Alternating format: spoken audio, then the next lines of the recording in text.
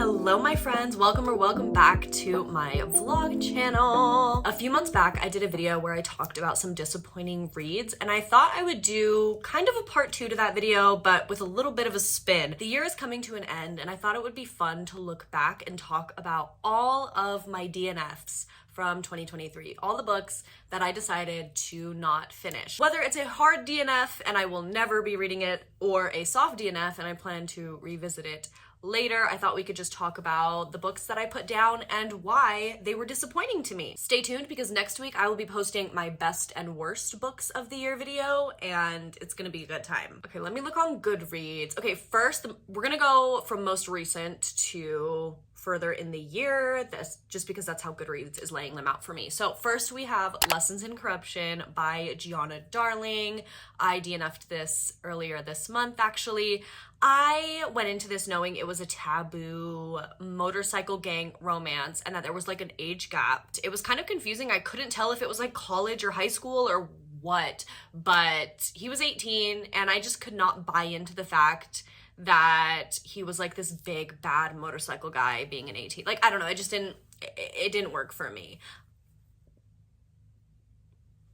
18 is just too young for my romance tastes, okay? I like the reverse age gap. So if you have any reverse age gap recs where she's older and he's younger, like I'm interested in that, but not with 18-year-olds. Can we keep them like above the age of 20, you know? Next, we have Firekeeper's Daughter by Angeline Boulley. Oh, I really wanted to love this. I ended up, like, I didn't technically DNF it.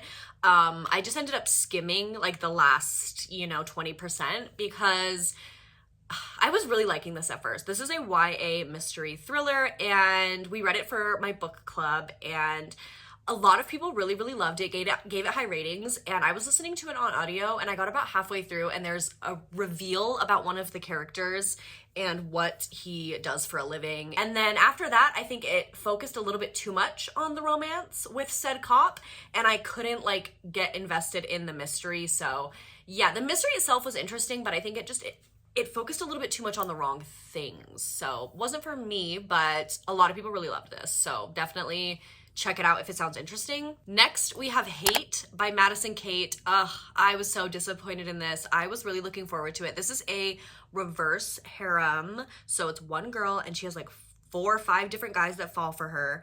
And it is a bully romance, like an enemies to lovers vibe. So basically it's about this girl, Madison Kate, who ended up going to jail because she thinks that these 4 guys framed her. And so she gets out of jail and she wants revenge. And that's like what it's like set up to be, but she doesn't really get any revenge. And she just instantly becomes like sexually attracted to them. It's like insta-lust, and her revenge is like putting salt in their coffee instead of sugar. Like, I'm not even fucking joking. That is one of the things that she does in this book. And it's like, that's not the bully romance I'm looking for. Like, give me real tension. This was just like porn dressed up as some fake plot that wasn't there. So I DNF'd it, but let me know if I should revisit it. I know so many people love this series, but man, the first book just like gave me nothing.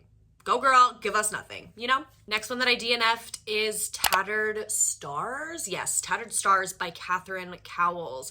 This is a romantic suspense, and I think this could definitely work for a lot of people.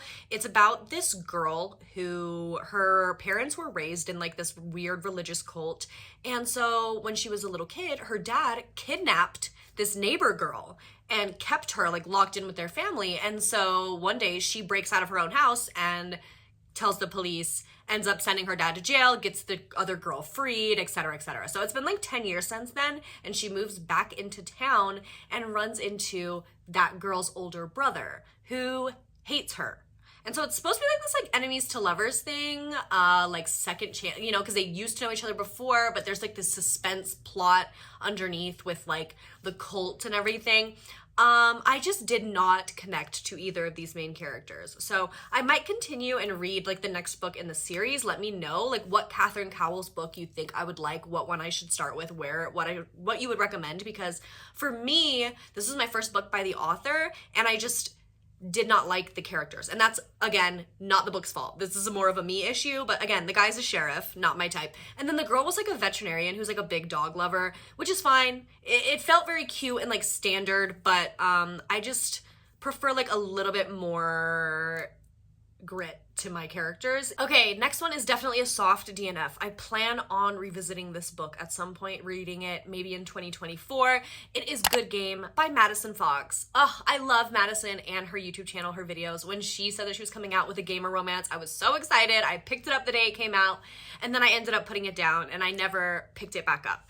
But I still want to read this. The reason that I DNF'd it at the time was because there is like a pretty spicy scene really early on in the book. Like, there is finger banging going on, I think in the first 50 pages. And at the time when I picked it up, I was really wanting like a good, long, slow burn. So I'm gonna revisit this. If you've read this and you liked it, like, give me motivation to pick it up again. I think I will enjoy it, but at the time, it just like wasn't what I was looking for, you know? Like, where are the good slow burns nowadays? I feel like, why are romance books all like 600 pages nowadays, but it feels like the couple like gets together 100 pages in? I'm missing the slow burns. Anyway, so yeah, that's why I DNF'd that. But I do want to pick that up again sometime soon. Next, we have a thriller that I DNF'd. This year, I really kind of got into my mystery thriller bag, especially towards like the fall time. And I was reading a bunch. And when you're reading like 4 or 5 thrillers, one is bound to just be boring. And for me, it was The Stranger Upstairs by Lisa Matlin. I got this from Book of the Month and I picked it up. It was short, and so I thought I could get through it really quickly. And I read like the first 150 pages, and I just remember like I literally like did not care. I don't remember. I remember they were trying to like maybe sell this house, so there was like an attic or something. Was it A Marriage in Trouble? It could have been like a marriage. I don't even know. But that one, it was just like, no, I wasn't in the mood for it. And you can tell because I don't remember a single thing about it. Okay. Next, we have an OG BookTube classic. This is Darling Venom by Parker S. Huntington. I DNF'd this at page like 268. Like, I was nearly 300 pages in. Let me start by saying that this is one of those 700-page romance books that just does not need to be that long. There's just no reason. So that's the first reason why I DNF'd it, is like, it was just way too fucking long. But also, like, there were just some like weird scenes that happened in this book. Like, this book is about this girl who falls in love with this guy, but then he croaks. And so it's kind of like a second chance with like his brother, but his brother's a gynecologist.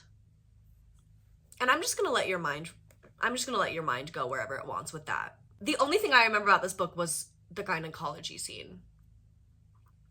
Interesting. Too fucking long though. Seriously, way too long. Oh my god, I forgot about this. Okay, I mostly was just skimming through all of it out of pain and suffering. It is Glitch by Brianna Michaels.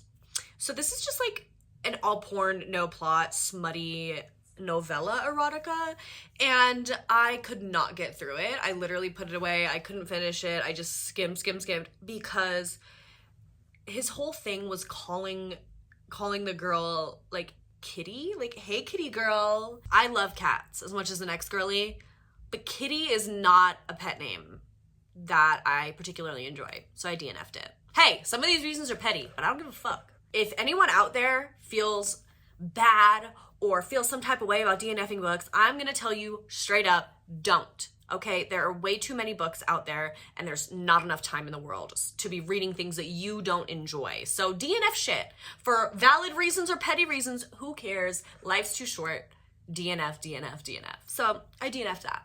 Last but not least, this is the one that I feel the worst about, that I feel like the most soft DNF. Like, I do think I want to revisit this duet eventually, but at the time, it just wasn't working for me. It is Serpent in the Wings of Night by Carissa Broadbent. This was like BookTube's darling for a while, and my book club read it, and so many people loved it. It is a vampire romantasy duet, and I got about like halfway, like 150 pages in, and I just was bored. Like, I found myself not wanting to pick it up. I just kept wanting to read other things. And normally I love vampire books. Like, if you know me, I'm a vampire book whore. But I feel like the reason why is that I just wasn't connecting with the vampires in this world. Like, the world building, there's like 3 different types of vampires, and they fly. They really just more remind me of fae than vampires, if anything. And I was very confused by the politics of it. Like, I just felt like I wasn't at a place where I was like really comprehending all the world building that was going on, and I didn't really care that much for the love interest. What was his name? I literally can't even remember. It just wasn't, it wasn't doing it for me at the time, but I do think that I have the potential to love this, so bully me to pick it up again, please, in the comments. Thank you. Okay, that I think is everything that I want to talk about. The rest of the DNFs are either books I've already talked about, or they are so bad that I need to include them in my worst books of the year video. So consider these like the honorable mentions, I guess. I mean, many of these were not bad at all by any means, just something didn't jive with me, and that's okay. Let's all go into 2024 DNFing more books. Thank you so much for watching today's video. I hope you enjoyed it. Make sure to like, comment, subscribe if you haven't already, and hopefully I will see you in the next one. Bye!